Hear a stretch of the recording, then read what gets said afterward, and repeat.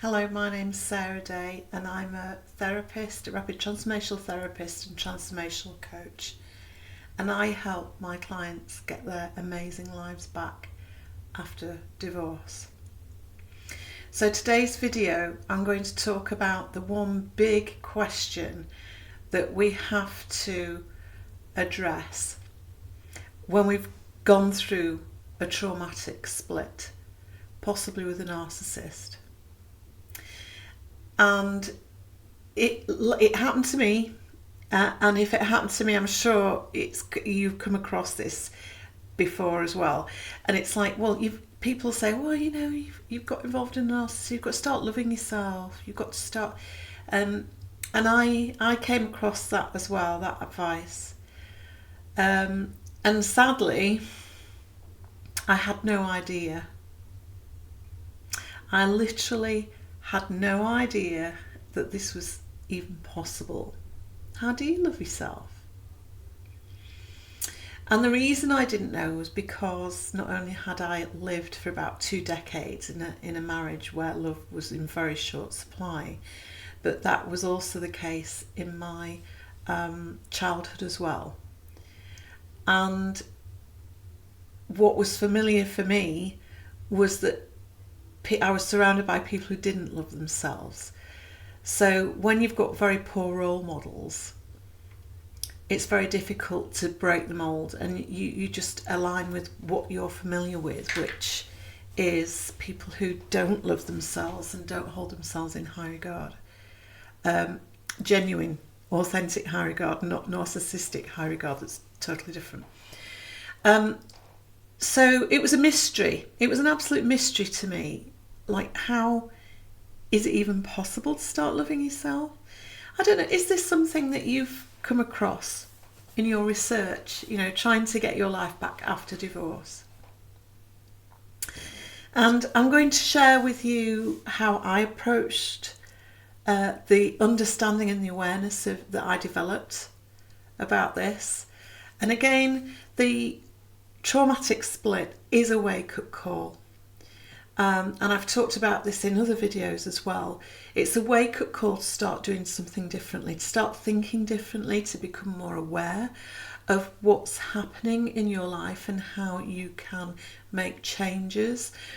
Because our focus all our lives has been put on other people. And in a marriage to a narcissist, we put their needs way, way above our own, to the exclusion of our own needs. So we had no idea, and hopefully this video will help you get pointed in the right direction and remove some of the mystery of this question: how do I start loving myself? So how this works is that you might have to agree. I did this for myself. It's like, right, well, I don't know how to do this, but I'm going to find out. And I kind of made a promise to myself that whatever it was, the mystery of life that I had no idea about, I was going to find out about. And I was going to get some awareness about. And that somehow this is what was going to happen. And it's about making that determination that it's the one thing I need to learn and I have no idea how to do it.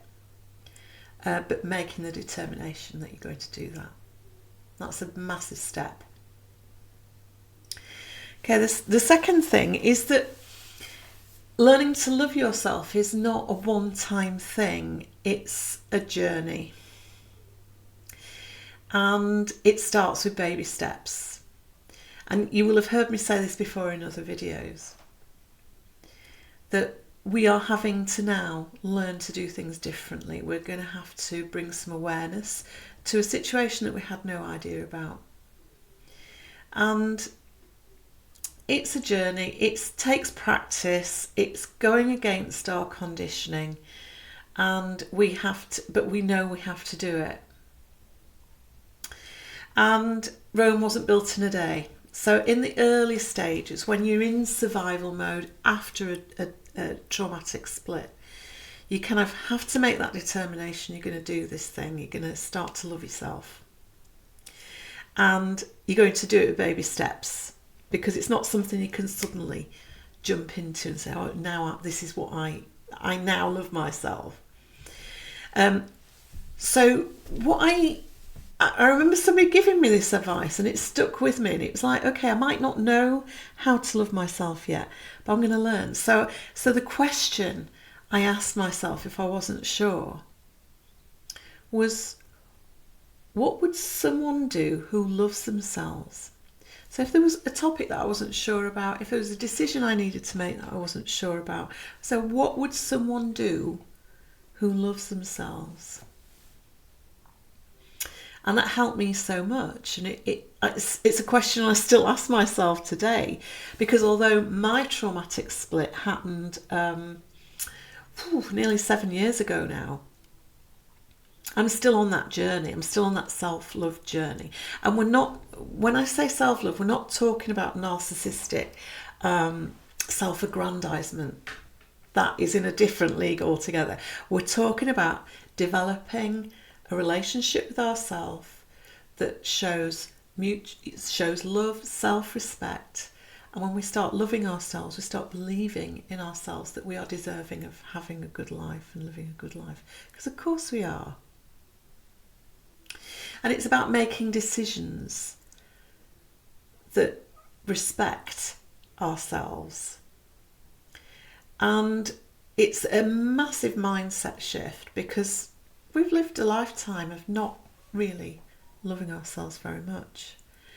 And when I first started making it's something you can actually enjoy doing. It's not. It's meant to be a loving kindness that you give to yourself. So think about. So another way that helped me was to think about all the ways that you weren't loved. And it's a little bit painful, okay, but this is the kind of reflection we need to have to start doing things differently. So what's the sort of things that you would love to happen to you from someone who loves you? And something I made myself do, and I thought, well, I love receiving flowers.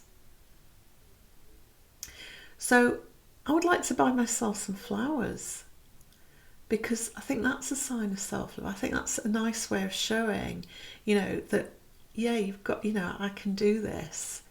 And I can start stepping out on this journey to self-love. I'm going to buy myself some flowers. And I did, and it helped. Doing nice things for yourself. And nothing to do with unhealthy coping mechanisms. That's another topic I'm going to save for another video.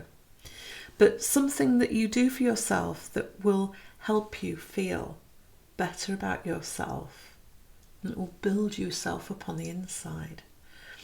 So that's the question you've got to ask. What would someone do who loves themselves?